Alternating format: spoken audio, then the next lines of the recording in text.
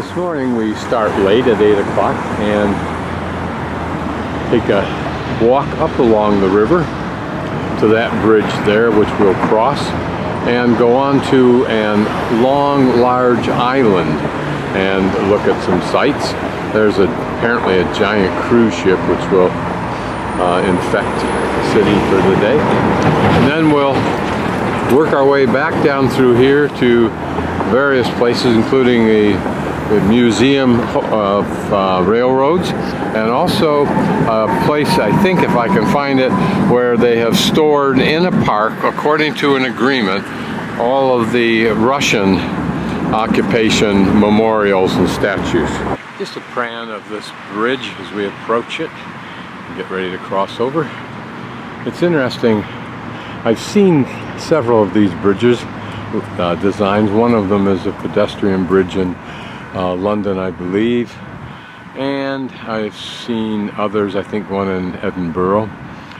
Both of those were quite elegant. This one, because that wishbone just seems to be aged cement, it doesn't rise to the level of beauty. It just seems like somebody stole an idea and applied it here to kind of make the bridge look more interesting. Get a little closer to that building later today.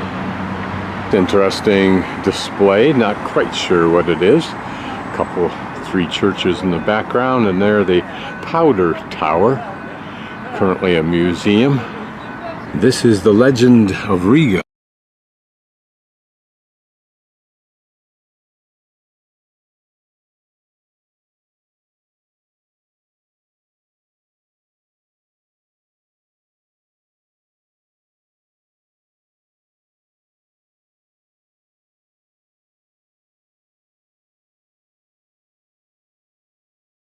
So I'll have to pursue that further.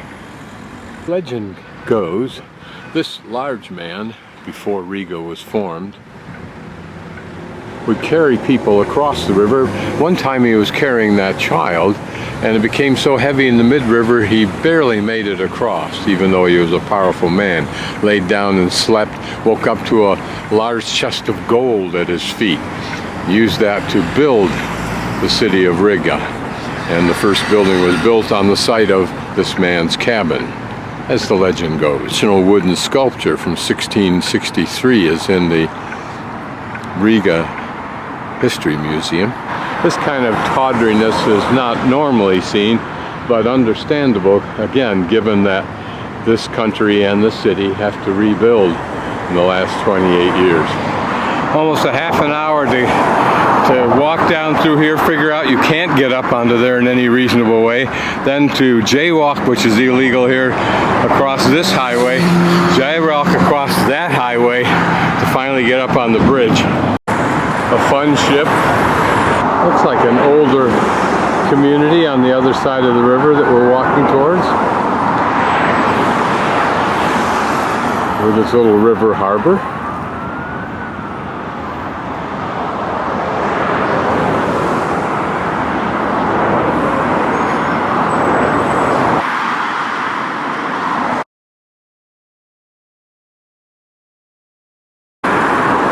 Swedish bank building with some novel architecture. It's interesting how this bridge shakes when big vehicles drive over it. A curious design anomaly. I guess a old wooden house of a wealthy family in the day.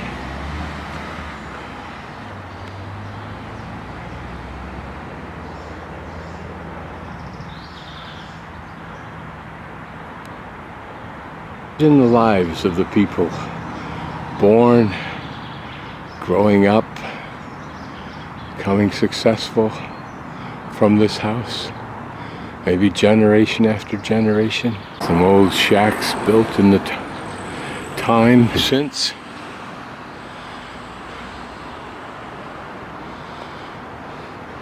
Look at that detail up there. Imagine when someone chose that detail, believing it would very much identify the home. Today, curtains and a little plant hanging from a hook outside suggests someone lives there. What buildings would have stood at the back here, or were they buildings? Was it perhaps a swimming pool? Maybe a garden? Maybe a greenhouse? They don't look like foundations, not with that capstone on them. Who knows? And notice this narrow bed here and a narrow bed over there.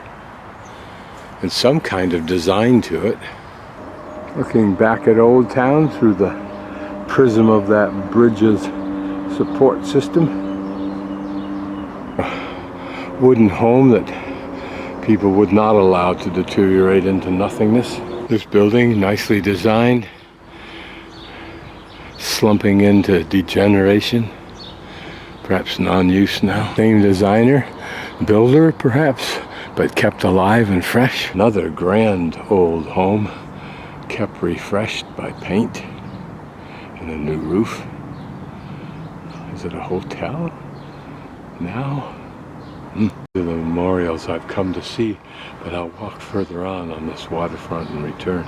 And here's the old Viking boat I saw churning along the river from the other side earlier in the week, plus its sleek counterpoint, a small home that was wood and then added on with brick, or vice versa. How this is so beautifully designed to take advantage of the views on the river. Here, an older structure that's been apparently melded into this newer structure.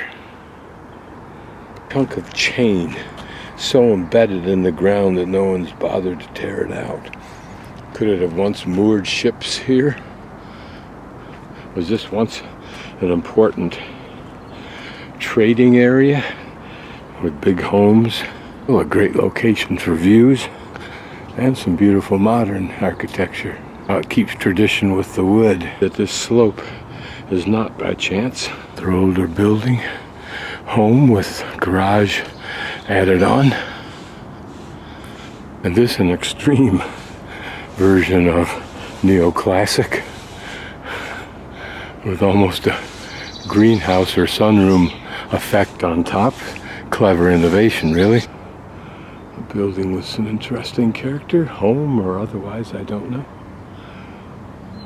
This is an old home, or building at least, that may be for sale. That's not its actual surface, that's some kind of fabric covering designed to, I'm sure, obscure how much damage is done to the existing wall, or maybe just to protect it. Pretty old property, well maintained, if not totally restored. Idyllic location for boaters who can afford to live here. A little house and a big building. Could this have been a hotel? A house? Certainly some kind of residence.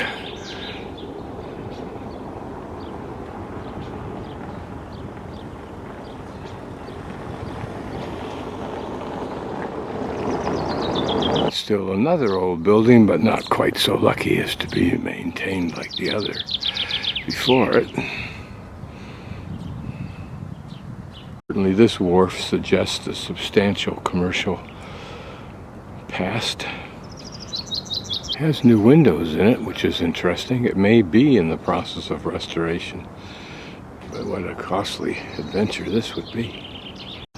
On the other hand, a reasonably good cabinet maker could remake and restore those shutters, and they could install new windows that were almost look-alikes, although apparently they've chosen not to do that. It looks like a whole new development or redevelopment down here, and restoration combination for new residences, I'm sure. I think this was just a big breakwater for a harbor protection. Perhaps a restored and converted warehouse. Like a boat filled with timber, and I'm wondering if across the river we're not looking at piles of sawdust that ultimately could be made into particle board. Apparently One of the three major industries of Latvia is its lumber industry, and I would assume allied industries like particle board.